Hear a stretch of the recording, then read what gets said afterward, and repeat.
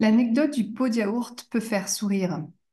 Et pourtant, c'est l'un des partages les plus importants qu'il m'est donné de faire depuis que j'exerce en tant que coach financière. C'est un concept que j'ai entendu la première fois, ou plutôt que j'ai lu la première fois dans le livre de Titu Lecoq, auteur du livre Le couple et l'argent, pourquoi les hommes sont plus riches que les femmes. Et c'est un concept qui m'a beaucoup remué.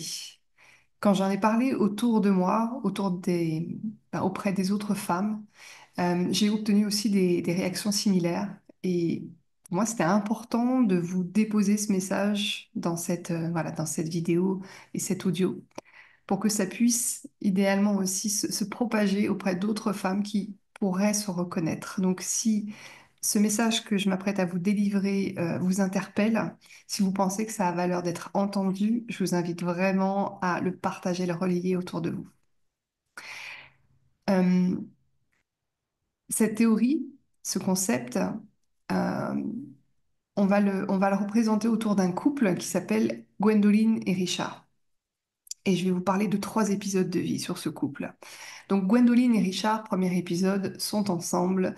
Euh, ils ont 2 enfants. Gwendoline perçoit un revenu inférieur à celui de Richard. Elle est à temps partiel pour s'occuper justement de leurs 2 enfants.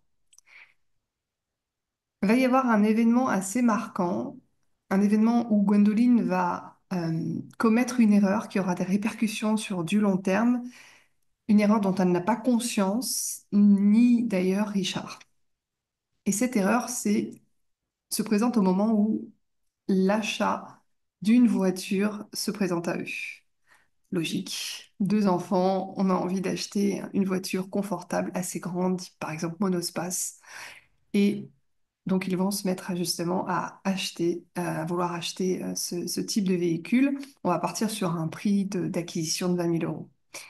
Gwendoline n'a pas les sous pour acheter, n'a pas les fonds nécessaires pour acheter cette voiture. Elle a un livret A, un petit pécule en fonds d'urgence, mais elle préfère le garder de côté si jamais il y a des gros imprévus.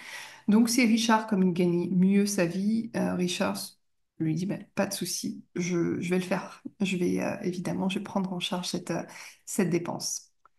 Donc, la voiture est achetée par Richard. Tout le monde est content. Ça, c'est la fin du premier épisode. Le deuxième épisode va se dérouler dans les jours et les semaines qui vont s'en suivre. Gwendoline va commencer à culpabiliser. Elle a même honte quelque part à l'idée que ce soit son homme en fait qui a endossé tous les frais d'acquisition et elle soit pas en mesure d'avoir pu financer justement cet achat. Elle va se sentir redevable. Et qu'est-ce qui se passe quand on se sent redevable? Eh bien, on va chercher à compenser. Elle va chercher à rendre l'appareil. Et donc, petit à petit, elle va commencer à dépenser à partir de son propre salaire à elle des petites dépenses en fait. Ça va être des dépenses au supermarché, des dépenses souvent alimentaires, comme par exemple des pots de yaourt. Voilà, on y est justement sur sur le nom de ce concept. Donc, Gwendoline va commencer à partir de son propre argent, on va dire, de ses propres finances, à acheter des pots de yaourt, des fruits, des légumes, des couches pour bébé, etc., etc. Euh, Mine de rien, ce type de dépense-là, justement, est invisible et c'est intraçable dans le temps. Alors, à moins qu'on garde tous les tickets caisse, mais en général, on ne le fait pas.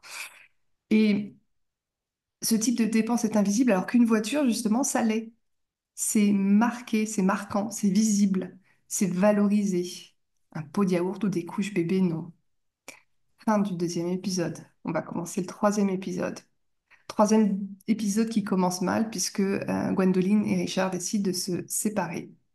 Et que va-t-il se passer? Eh bien, Richard va repartir avec sa voiture et Gwendoline va repartir avec ses pots de yaourt vides. Bon, chute un peu brutale, mais assez provocante quand même. Là, je vais introduire un autre concept qui a aussi toute son importance dans cette histoire. Ça va être le concept du latte factor. C'est un concept qui a été popularisé par Bach dans son livre The Automatic Millionaire. Et en fait, David introduit une jolie métaphore gourmande autour donc du latte factor qui illustre comment de petites dépenses quotidiennes, donc par exemple les pots de yaourt pour Gwendoline ou on va dire des cappuccinos, des chai latte ou autres pour d'autres personnes, toutes ces petites dépenses, elles vont s'accumuler dans le temps. Et qu'est-ce qui va se passer? C'est qu'à un moment donné, ça va représenter une somme importante. On va faire un calcul. Ce calcul suivant va partir sur une dépense au niveau de Gwendoline. On va imaginer que Gwendoline dépense à peu près 3,50 € par jour pour l'acquisition pour l'achat de ses pots de yaourt. Donc, Gwendoline, en dépensant 3,50 € par jour, ce qui va se passer, c'est que sur un an, on va être sur un budget à 1 277 € et des centimes. Et sur 10 ans, rien que l'achat de ces pots de yaourt, ça va représenter 12 775 €. Rien que pour des pots de yaourt. Bon, alors là, vous allez me dire, mais oui, mais Christelle, là, cet exemple, tu le prends que pour les pots de yaourt. Gwendoline a sans doute acheté beaucoup plus. Effectivement. Et on peut même imaginer que Gwendoline a acheté même 10 fois plus parce que il n'y a pas que les pots de yaourt qui font, qui permettent à tout le foyer de se nourrir convenablement. Donc, on va imaginer que Gwendoline avait plutôt un budget de l'ordre de 35 € par jour. Et donc, mine de rien, ramené sur du long terme, ramené sur du 10 ans, Gwendoline aura dépensé, sans s'en apercevoir, 127 000 € et quelques centimes derrière. Donc, on peut quand même voir que Gwendoline a largement compensé l'achat de la voiture qui, elle, valait 20 000 pour l'exemple, alors qu'elle-même, sans s'en apercevoir, sur 10 ans, aura dépensé 127 000 €. Et cette somme-là est intraçable, elle est invisible, elle ne peut pas être justifiée. Maintenant, le message que je m'apprête à vous délivrer, c'est vraiment pour toutes les Gwendolines justement qui vont se retrouver dans cette histoire. Qu'est-ce qu'on est censé faire?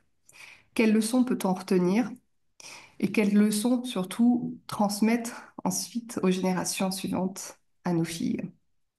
Alors déjà, la première chose que j'aimerais indiquer, c'est que faudrait que ce soit la personne qui gagne moins de revenus qui puisse quand même contribuer, même symboliquement.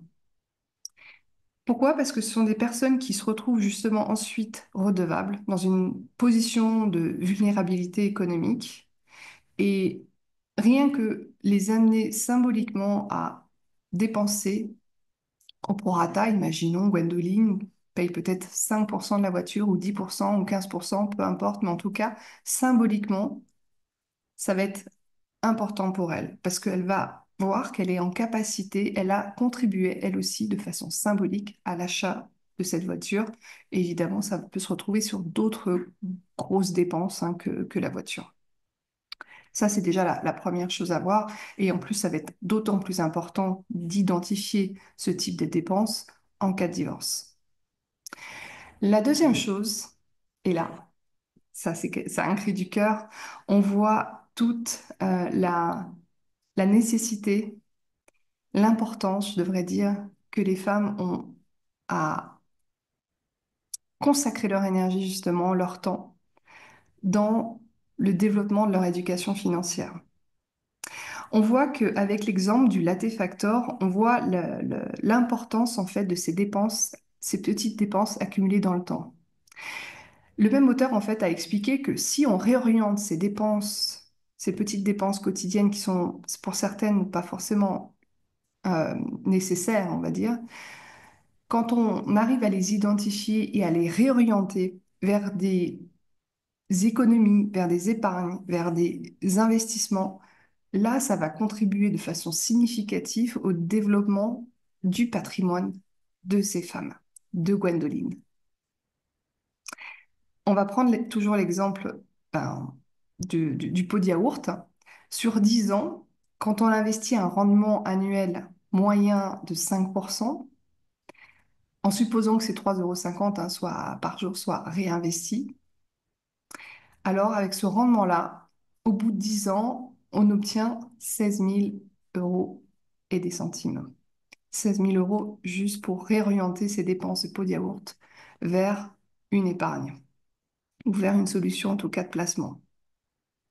Et si on prend le même exemple, si on se dit finalement c'est pas 3,50 € de dépenser, mais 10 fois plus, là on obtient un patrimoine qui est bien plus important. On obtient un patrimoine de 160 000 € acquis sur 10 ans, juste en réorientant justement ses dépenses pour Gwendoline.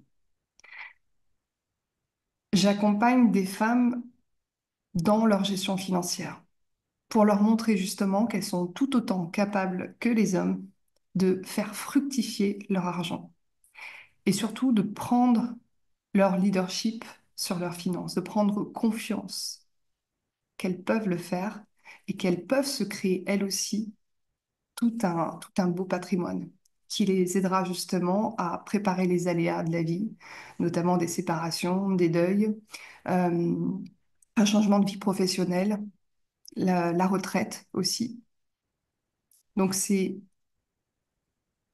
maintenant en fait, quand on est femme, de se préoccuper en fait de notre avenir financier, de prendre les bonnes mesures. Et on le fait non seulement pour nous, mais on le fait aussi pour nos enfants, pour leur montrer que plus tôt on a ces bons gestes, on va dire, financiers, ces bons réflexes,